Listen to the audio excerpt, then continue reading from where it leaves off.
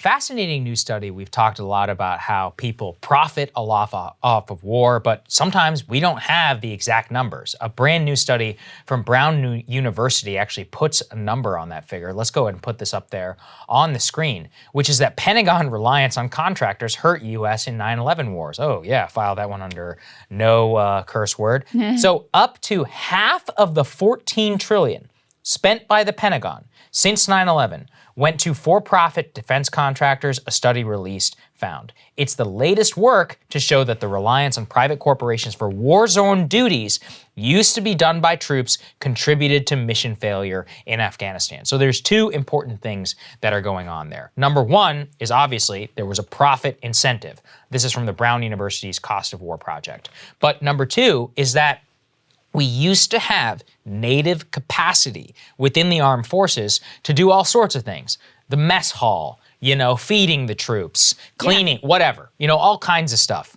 But then they introduced, competitive bidding. Well, once you start having all that stuff happening, or sometimes even no bid contracts that are being awarded for all sorts of, basic services, that all starts to add up real quick. Corruption gets involved in terms of trying to game the system and more. And next thing you know, you've created a multi-trillion, not billion, multi-trillion dollar industry where all the dollars just flow right back here to Northern Virginia. And this was the game plan from the jump. As so many evil things are, this is traced directly back to George W. Bush and Dick Cheney. The article says it started with then Vice President Dick Cheney, former CEO of Halliburton. Halliburton received more than $30 billion to help set up and run bases, feed troops, and carry out other work in Iraq and Afghanistan by 2008. The defense contractors argued that relying on private contractors for work that service members had always done in previous wars would allow for a trimmer U.S. military and be more efficient and cost effective. There are a couple impacts that this has. Number one, people get fabulously wealthy. Fabulously wealthy. $7 trillion. In fact, there's some number in here. One of these defense industrial contractors has received more contracts than the entire State Department budget. I mean, that's the type of money that we're talking about here. So number one, people get fabulously wealthy. Number two, you can portray to the public that there's a lot less cost in terms of lives. Light footprint. So those politically problematic, having actual troops on the ground, risking their lives, those numbers become less. So the American people are sort of fleeced about what's really going on and how heavy of a footprint and presence you really have in the countries. But in terms of how this actually hurt our effectiveness on the ground here, they provide a couple of very specific examples.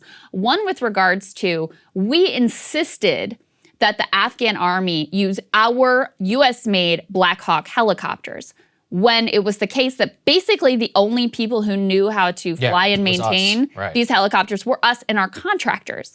So the Afghans preferred the Russian-made helicopters, which were apparently a better fitted for the rugged terrain, and that they knew how to operate, they knew how to maintain, they're a little less fancy, more durable, and they knew what to do with them. We said, no, you've got to have our equipment. And so that hindered their ability to be effective once we were out the door. That's just one example here of how our insistence of funneling trillions of dollars to our own defense industry, domestic defense industry, hampered our ability to be effective on the ground there. So it really is quite incredible when you think about, we heard all this, we invested so much money in Afghanistan. That's true, but most of that money actually stayed right here at home.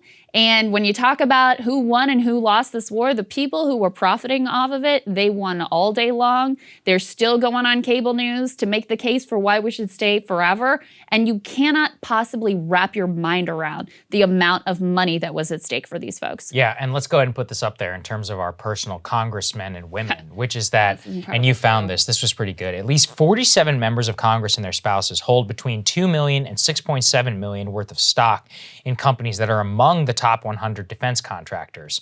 And once again, look, are they personally making decisions in order to benefit themselves? There's actually no way of knowing that. There's literally zero. So what do you think we should do? Well, maybe, have a law that says they can't do this whatsoever. Every time Nancy Pelosi does some crazy stock trade, it's not just her, Richard Burr, all kinds of Republicans, Democrats, everybody's involved. Pelosi does seem particularly bad, though. Her husband, the guy, it's just like, dude, you're like 80 years old. You're worth $100 million. Chill. You guys have a whole fridge. The freezer is full of ice cream, guys. Right. You can made lay it. off. You've got the freezer that's just for ice cream. You're good. I don't understand it. But maybe that's why I'm not worth $100 million. That's the problem that we have, is that it undermines confidence within the system, and you just see the sheer amount of money that's being made. And I'm finally, real props to Brown. They've always been at the spearhead of this. They've actually quantified some of the top costs. I used to use it all the time when I was a Pentagon correspondent. And now they've got the final numbers for us. And $7 trillion. Sludge.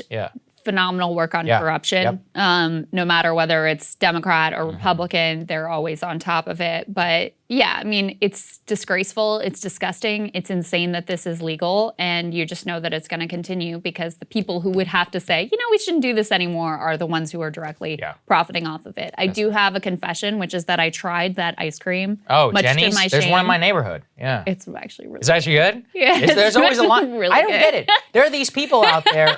There's one near where I live, and there's always people lined up out the door for this ice cream. And it's like a Georgetown cupcake situation. I'm like, is it that good? Like, I don't understand. It is. It's pretty incredible. All right, I'll take your word for it. Yeah. Anyway, it's not really an ice cream of the people, though. It is a pretty hefty price. Okay. Anyway. All right.